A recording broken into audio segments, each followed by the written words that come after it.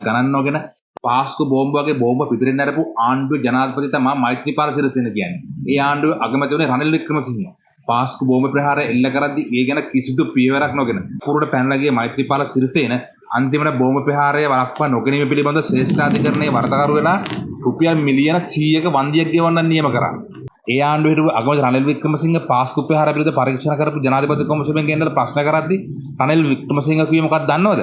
බුද්ධ්‍යංශ මේ ප්‍රහාරය පිළිබඳව 91 වතාවක් රජයට දැනුම් දුන්නට මම ඒ එකක්වත් දන්නේ නැහැ. මට කවුරුවත් කිව්වේ නැහැ. රටේ අගමැති වුණාට මම ආරක්ෂක මණ්ඩල රැස්වීම වලටවත් මාස 4කින් ගියේ නැහැ. මට ඒ රැස්වීම වලට එන්න කිව්වෙත් නැහැ කියලා.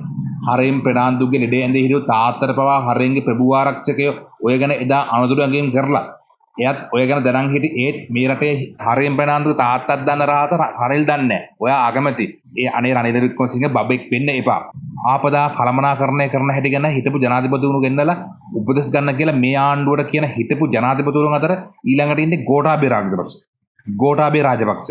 රට ආර්ථිකම වශයෙන් බංකොලොත් කරાવી කියලා රටේ ශ්‍රේෂ්ඨාධිකරණයෙන් වරදකරු කරලා රටේ ජනතාවට මූලික අවස්ථා ටිකවත් ලබා දෙන්න බැරුව ජනතාව පෝලිං වල මැරෙන තැනට වට්ටපු අය අන්තිමට රටේ ජනතාව පාට බැලලා අරගල කරලා ගෝඨාභය එලෙව්වා. රනිල් වික්‍රමසිංහ කියන්නේ තුන් සැරයක්ම ජනාධිපතිතුමා ඉඳලා තුන් සැරේම ජනතාව ප්‍රතික්ෂේප කළ නායකයෙක්. අඩුම ගානේ හපුතලේ මීරියබද්ද නායකයින් අවතැවුණු ජනතාවට Taman ජනාධිපති ධූර දරපු අවුරුදු දෙකමාරදිවත් ගෙවල් ටික හදලා දෙන්න බැරි වුණු නායකයෙක්.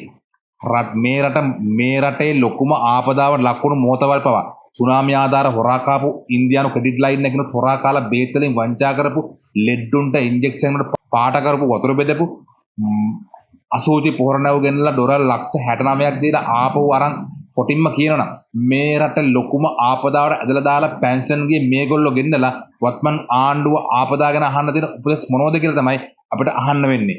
රටට ඇති වුණු ආපදා තත්ත්වයෙන් හට ගොඩ ගන්න කල හැකි සියල්ල ක්‍රමෙන් හානි වූ පොදු දේපල යලි ප්‍රතිසංස්කරණය කිරීම ආදී සියල්ල කලින් තිබුණු සියලු ආණ්ඩු වලට වඩා ඉතා වේගයෙන් වත්මන් ආණ්ඩුව මේවට සිදු කරමින් ඉන්නවා.